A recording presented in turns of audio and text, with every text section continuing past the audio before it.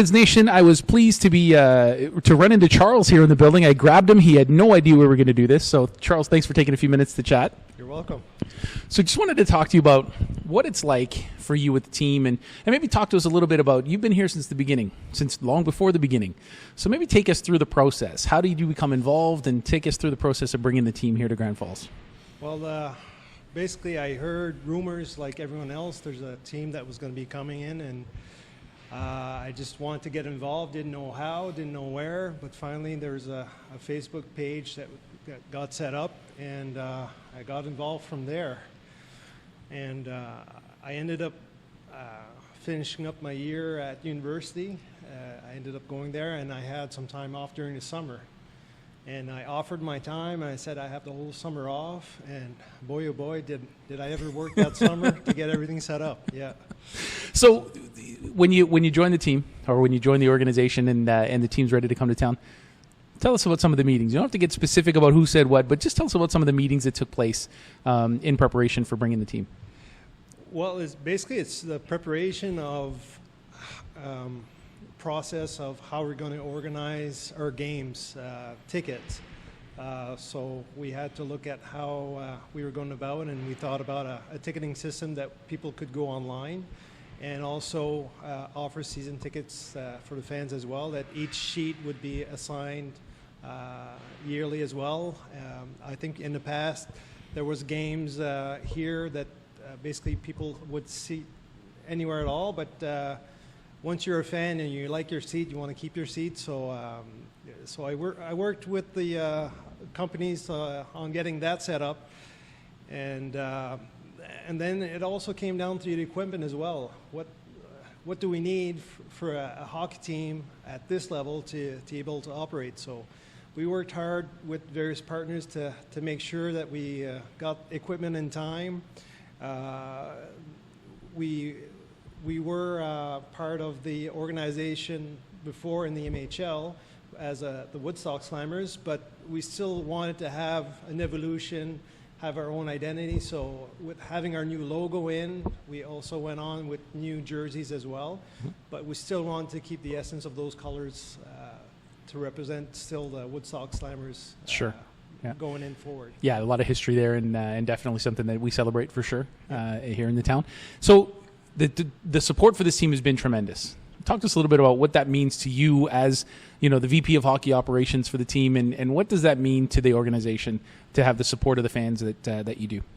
I think it goes both ways. The players feed off that support during the games, but at the same time, the organization and the players give back to those who support us as well. So I find there's a big social change in a way in that aspect that hockey provided, with reading programs to the schools, or even having talks at the schools, or being able to be on the ice with the kids. I'm also heavily involved in coaching as well, with my young kids involved in hockey, and I see every year new players coming in, and they usually have something with Rapids involved, either a jersey or they have a toque or anything like that. And you see that it's bringing a lot of positive in the community, and that's what I really enjoy. Absolutely. What the team can bring to the community. Yeah. There has been a ton of community involvement. Now, how does that change this year with COVID? The reading program I know was a big thing. Kids used to look forward to the players coming in and even being on the ice during practice. So how does that change this year with the COVID restrictions? We have more restrictions, so we have to be creative on still reaching out in different ways, because we can't be as involved as we were in the past. But we still encourage the kids, to be actively part in reading and getting involved in sports. And I think once this wave goes through, next season, we'll be ready to take things over again. Back to quote unquote the new norm. Yes. Hopefully it does get back to more kind of standard what we've been used to. What are you most excited about for this organization moving forward into the future? I'm just excited to see players coming in feeling like they belong, and on how they really work well together. They're a family already, and I think that's an important aspect on hockey, is those players, they need to feel as part of a family, and Grand Falls does also give that feel to those kids that are coming from the outside as well. Yeah, no, I would agree. I think my personal observation this year, I think this team is a little closer than any of the teams that we've had in the last 3 years.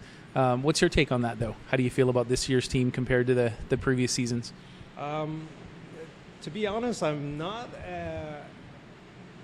I don't see the players as often this season as I've done in the last few, but I do see that they're looking out for each other, and they've done that in the past. But I just feel that they seem to be a bit closer this year than the first two seasons. I think I would agree with you. I think it's a little bit of a different feeling, and I think you see that off the ice, but I think you see that on the ice as well. Even early in the year, something happens on the ice, and it's a group mentality as opposed to one-off that happens there. So I think that speaks well to, I think, the coaching staff having them bought in, but I think it speaks well to the attitude of the players that are coming in as well. So.